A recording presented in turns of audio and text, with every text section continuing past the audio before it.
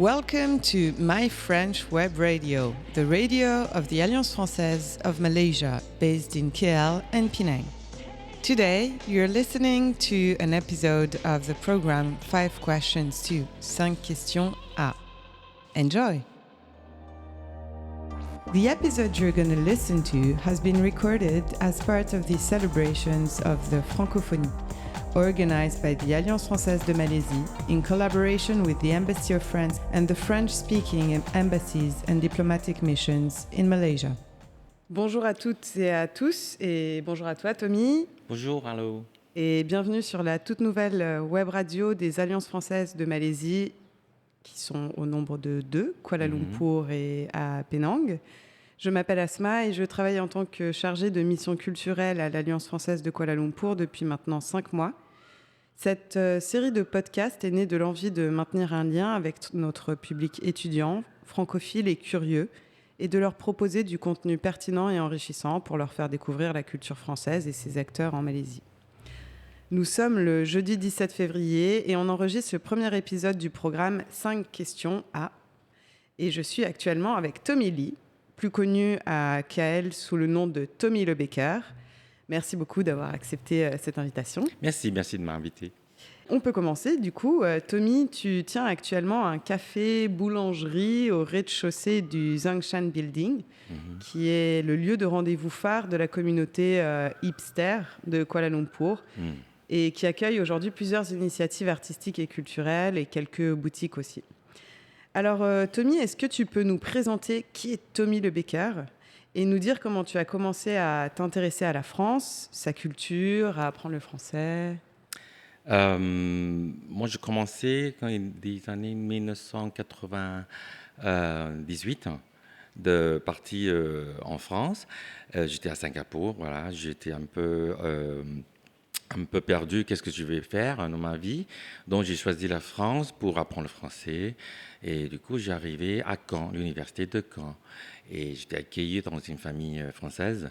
Et j'ai commencé mes études de langue française. Et du coup, après quelques années, fait des langues, je choisis un métier que je voulais faire. Et je choisis la pâtisserie, boulangerie. Et du coup, j'ai passé mes examens de CAP. Et après, je rentrais en Malaisie pour commencer à travailler dans un secteur de baking. Voilà. De travailler chez un fabricant des choses additives, dont les baking, comme ça. Et du coup, j'ai commencé à comprendre comment ça marche avec la boulangerie et pâtisserie dans le secteur plutôt industriel. D'accord. Donc tu viens de ce milieu-là et ensuite tu as décidé de monter ton entreprise et faire les choses à ta manière. Oui, à ma manière, de beaucoup plus artisan. Voilà. De beaucoup plus source, quoi. Et donc tu as passé pas mal d'années en France au final. Donc ma prochaine question, c'est de ton expérience française. Si tu devais choisir 3 choses à importer de France en Malaisie, qu'est-ce que ça serait pour toi? 3 choses. N'importe quoi. Le métro parisien, la lavande de Provence. Voilà. 3 choses. J'aimerais bien transporter un chocolatier, un petit, tu sais, en porcelaine, avec, tu sais, un bout de bois là au milieu, sur le cap. Et ça peut, tu sais, c'est un truc très marrant, je trouve. C'est pour frotter l'émotion entre chocolat et de lait chaud. Voilà, wow. C'est une sorte de chocolatier. Et j'aimerais bien avoir ça chez moi. OK. Voilà, un chocolatier. La deuxième chose, je crois, c'est les places, des squares en France, voilà. Des lieux de rencontre, des lieux de relax. Voilà, les lieux où on peut amener des enfants, des chiens et s'asseoir dans un banc, les lieux où il y a beaucoup d'arbres. Où il y a une fontaine. Ouais, une fontaine. Voilà. OK. Ouais. La troisième, j'aimerais bien une librairie française spécialisée dans le secteur boulangerie-pâtisserie. Pour me ressourcer, comme ça, je n'ai pas besoin de voyager si loin pour me ressourcer au niveau de la culture, de la gastronomie et du baking. Voilà. Super. Je te vois avec ta chocolatière dans une librairie Ouais, avec une petite place. ouais. Super. Et du coup, pour en revenir à ce que tu connais le mieux, Mhm, parce que en fait, tu es connu à Kuala Lumpur pour ton pain en levain, mhm, surtout. mhm, Est-ce que tu peux nous dire ce qu'est le levain et comment est-ce que le pain au levain mhm. est revenu à la mode dernièrement, ces dernières années? En parlant à la mode, parce que le pain au levain ici, avant, je crois, les Malaisiens sur place ici, on n'en connaît pas. Hmm. Le levain ici, en anglais, ça s'appelle la sourdough. Donc, comment j'ai commencé à ça, c'est parce que j'ai trouvé un jour la farine entière, ici, la farine de chapati, Hmm.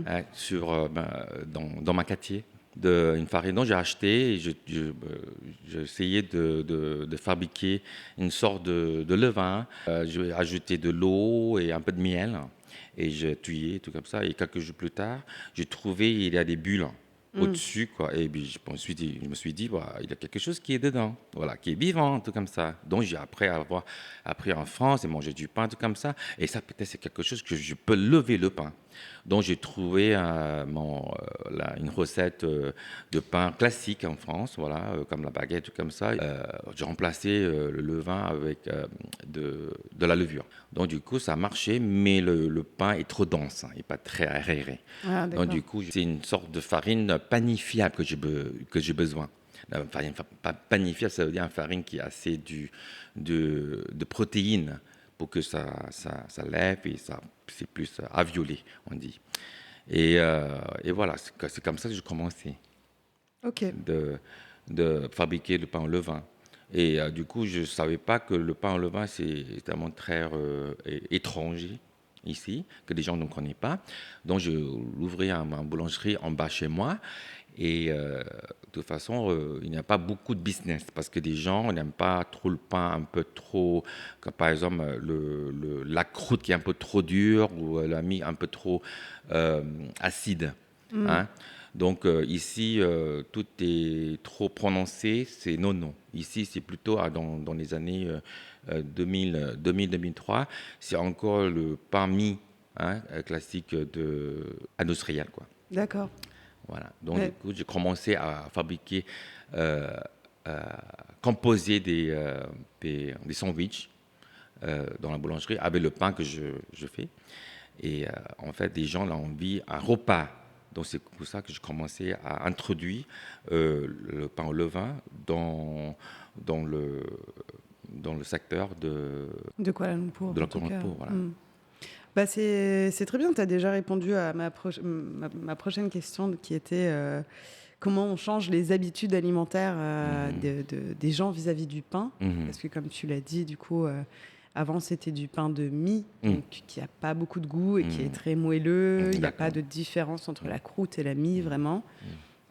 Et donc, en fait, c'est en faisant des sandwichs Mhm. et en proposant un vrai repas Voilà. que ça a fonctionné. Ouais, Ok. ça introduit ce pain levain dans l'alimentation quotidien, quoi. D'accord. Voilà. Est-ce que tu as vu, du coup, les gens acheter plus de boules de pain Mhm. après avoir goûté tes sandwichs? Au début, non. Ok. Non. Au début, c'est que pour les sandwichs. Au début, quand on achetait du pain, donc, eux, ils savent pas comment les traiter, comment le conserver. Par exemple, en France, on le conserve sur une table avec une linge comme ça, quoi. Mais ici, on a un pays très humide. Donc, pour conserver le pain, sans additifs, hein, on a le frigo, on a le congélateur. Mais ici, pour eux, c'est convenience qui est important parce qu'ils ne veulent pas un pain qui est congelé et après, pour décongeler et après toaster et tout comme ça. Donc, souvent, ils achetaient du pain, ils l'ont mis sur leur table et ça devient moisir. Donc, c'est difficile pour eux là, de traverser un pain industriel, un pain très, très traditionnel, Qui on a dit ça. besoin de plus d'attention, en tout Voilà, cas. voilà. D'accord. Il faut régler l'humidité du pain, on Hmm, dit. je vois. Voilà. Mais Ok. en fait, on a la facilité à la maison. On a Hmm. le frigo.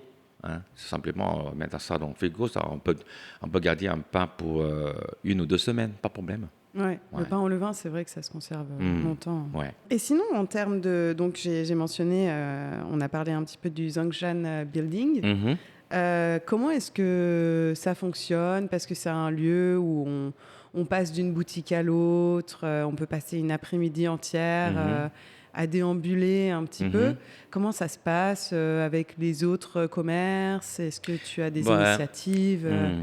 En fait, la première fois que j'ai rencontré le lieu où je fabrique mon pain aujourd'hui, c'est par hasard. Voilà, il y avait une chambre, une chambre assez large pour que je puisse mettre un four, mettre la farine, tout comme ça, et un lieu de fabrication. Et je veux simplement un endroit que je peux exercer ma métier comme un boulanger. C'est tout. Voilà. Et pas un café, tout comme ça. Mais à Zhongshan Building, j'ai trouvé, c'est bien cette chambre et tout comme ça. Dehors, c'est un cours, je peux prendre un repos et tout comme ça. Et après, quand je louais cet endroit, je commençais à fabriquer du pain et faire des sandwichs et proposer des cafés. Ça devient un café. Non, c'est très organique. Voilà. Je pars à un système dans ma tête, c'est que je veux ouvrir un café, une boulangerie. Non, c'est simplement un lieu pour fabriquer du pain, pour que la farine et le four puissent trouver une place pour que un boulanger qui vient tous les jours pour y travailler. Et voilà, c'est tout. Et donc, très naturellement, ça prend forme. D'accord. Ça prend forme, et voilà, et peu à peu. Puis, je suis le locataire le plus... ancien, quoi. L'un des locataires le plus ancien. Donc, du coup, peu à peu, des gens viennent, ils prennent un café, donc je mets des tables dehors, et voilà. C'est comme si ton idée d'atelier de boulanger avait levé aussi, un petit peu comme le levain fait lever le pain, et c'est devenu maintenant un café. Il n'y a que moi, en bas, sur le rez-de-chaussée, que je n'ai pas un signboard devant. Pour trouver Tommy Le Baker, ma boulangerie, tout comme ça, il faut le connaître et les gens vont dire voilà, c'est derrière, ou il faut rentrer par la porte derrière de building, de Zhongshan Building, tout comme ça. Donc, c'est un lieu, des gens connaissent et ils se parlent entre eux, voilà, c'est ici. Donc, c'est plus facile à faire du business, je crois. C'est parce que les clients sont plutôt auto-filtrés. Ils savent qu'est-ce qu'ils veulent, ils veulent chercher Tommy Le Baker. Donc, je pense que je suis très privilégié. Je vois. Voilà, les gens me cherchent pour manger mes sandwichs et prendre un café, tu vois, dans le cours. Ah, c'est gage de qualité si ça fonctionne comme ça. Bravo. Ouais. Bah écoute, pour finir cette interview, je te propose un petit questionnaire très rapide. Donc j'ai une petite suite de questions à te poser. On va commencer. Okay. Es-tu prêt? Tu sais pas ce qui t'attend, c'est très simple. Okay. Es-tu sucré ou salé? Salé. D'accord. Beurre ou huile d'olive? Beurre. Est ou ouest? Ouest. Ok, celui-là il est dur. Rôti canai ou quiche? Quiche. Ouais. Ok chef ou bolé boss? Ah, ça je savais pas. Je connais pas. Ok chef ou bolé boss? Bolé boss. Ah, ok. Ah. Ok chef ou bolé boss? Ok chef. Ok chef. Panier ou comté? Panier ou comté? Comté. Ouais, comté.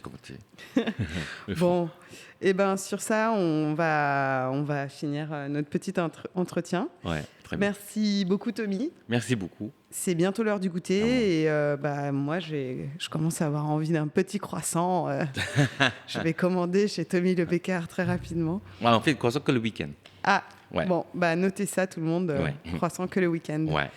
Merci beaucoup. Merci. Et à très bientôt. Merci. Thank you for listening. If you had a good time and want to listen to more podcasts, don't hesitate to follow us on Facebook, Instagram, or visit our website www.alliancefrancaise.org.my.